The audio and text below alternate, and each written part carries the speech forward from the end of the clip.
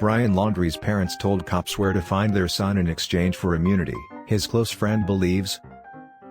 Brian Laundrie's parents may have told cops where to find their son in exchange for immunity, his close friend has speculated.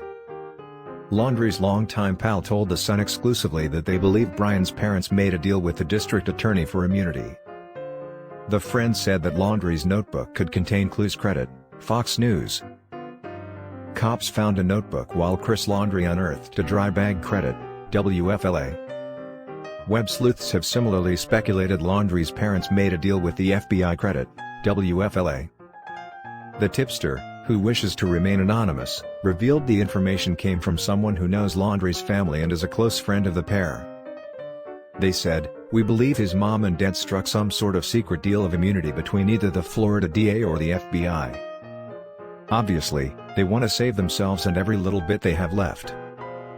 The friend said that the agreement most likely would require the parents to provide the necessary evidence to close the case and help investigators find their son in exchange for immunity for all charges of harboring, assisting, or whatever it might be. The friend said that Laundrie's notebook could contain clues to solve Petito's death, whom a medical coroner determined had died due to strangulation. "I think this is the outcome we expected," the friend told The Sun after Laundrie's remains were found and subsequently identified.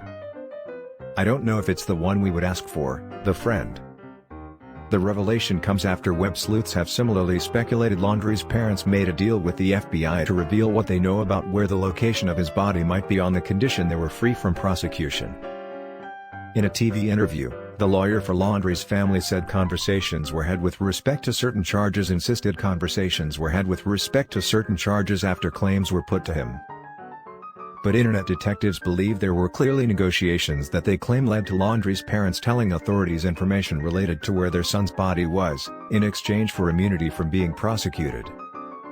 After an almost 5-week manhunt, cops last week found partial remains in the Carlton Reserve, Sarasota. Credit, Northport Police. After an almost 5-week manhunt, cops last week found partial remains in the Carlton Reserve, Sarasota.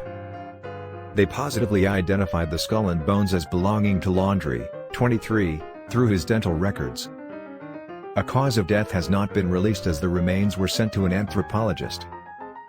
Ever since Gabby was reported missing and later found dead, internet sleuths have also trawled through Laundrie's social media. Laundrie was last seen alive on September 13 after telling his parents, Chris and Roberta, that he was going hiking in the Carlton Reserve, in Sarasota County, Florida but failed to return home. Cops found a notebook while Chris Laundrie unearthed a dry bag. Laundrie's longtime friend exclusively told The Sun that Laundrie had plans of living outside the U.S. since high school and revealed the countries he may escape to. He added that from a young age, Laundrie has been a good planner and can execute his plans in exactly the way he wants. "I think he'd be able to put the resources together to get out of the country, either illegally or under some sort of a fake identification," the friend told The Sun. "He's the type of person that would be able to drop everything to secure his means of not being captured and to evade arrest or evade prosecution from what seems to be a pending crime." The friend described Laundrie as a heavier-set social outcast when he was younger who always had a fascination for art, specifically drawing, and enjoyed science fiction movies. He added that Brian was an intelligent and independent student who tended to keep to himself.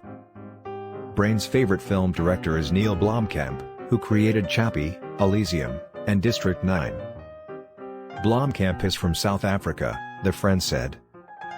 "That's a country that Brian was talking about a lot because that was one of his favorite genres of movies. 2 of those 3 movies took place in South Africa." Upon learning about Laundrie's disappearance, the friend reached out to some of the other friends in their group and was reminded the fugitive spoke highly of New Zealand. One of his favorite movies was always Lord of the Rings, which all the filming occurred in New Zealand and it is a very beautiful country, the friend said. "So I'm sure if he had the time and the resources in a few years and he really needed to get away from this issue, that's probably somewhere he would end up."